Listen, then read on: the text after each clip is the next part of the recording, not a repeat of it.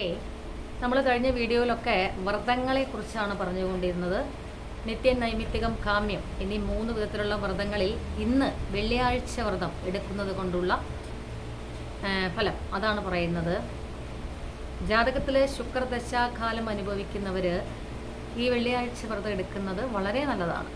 പ്രത്യേകിച്ച് ജാതകത്തിൽ ശുക്രൻ നീചരാശിയിൽ കിടക്കുമ്പോൾ ഒക്കെ, അതായത് കന്യരാശിയിൽ കിടക്കുന്നവരൊക്കെ ഈ വ്രതം എടുക്കുന്നത്, വെള്ളിയാഴ്ച ദിവസങ്ങളിലുള്ള ഈ വ്രതം എടുക്കുന്നത് വളരെയധികം ഗുണം ചെയ്യും. പിന്നെ മംഗല്യ സിദ്ധിക്ക് വെള്ളിയാഴ്ച വ്രതം നല്ലതാണ്. പിന്നെ ധനധാന്യ സമൃദ്ധി, ഇതൊക്കെ വെള്ളിയാഴ്ച വ്രതം കൊണ്ട് ഉണ്ടാകാവുന്ന നേട്ടങ്ങളാണ്. അപ്പോൾ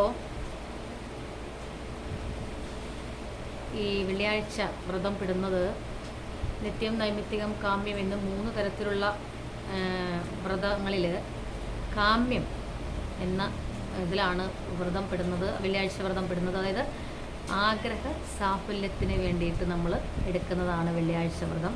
മംഗല്യസിദ്ധിക്കും ധനധാന്യ സമൃദ്ധിക്കും മഹാലക്ഷ്മി പ്രീതിക്കും ഒക്കെ വേണ്ടിയിട്ട് വെള്ളിയാഴ്ച വ്രതം അനുഷ്ഠിക്കുന്നത് വളരെ നല്ലതാണ്. പ്രത്യേകിച്ച് ജാതകത്തിൽ ശുക്രദശാകാലം അനുഭവിക്കുന്നവർ ഒക്കെ വെള്ളിയാഴ്ച വ്രതം, അത് ഗുണമായാലും ശുക്രൻ ഉച്ചരാശിയിൽ കിടന്നാലും നീചരാശിയിൽ കിടന്നാലും മഹാലക്ഷ്മി പ്രീതിക്ക് വേണ്ടിയിട്ട് ഈ വെള്ളിയാഴ്ച വ്രതം എടുക്കുന്നതൊക്കെ വളരെയധികം നല്ലതാണ്. അപ്പോൾ വ്രതത്തിൻ്റെ അടിസ്ഥാന ലക്ഷ്യം തന്നെ നമ്മുടെ മാനസികം, കായികം, വാചികമായ കാര്യങ്ങളൊക്കെ നിയന്ത്രിക്കുന്നതിന് വേണ്ടിയിട്ടാണ്.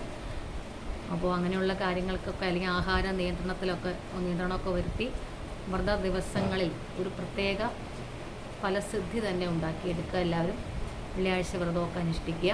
അപ്പോൾ എല്ലാവരെയും ഈശോ അനുഗ്രഹിക്കട്ടെ എന്നൊക്കെ കൂടി പ്രാർത്ഥിക്കുന്നു. എല്ലാവർക്കും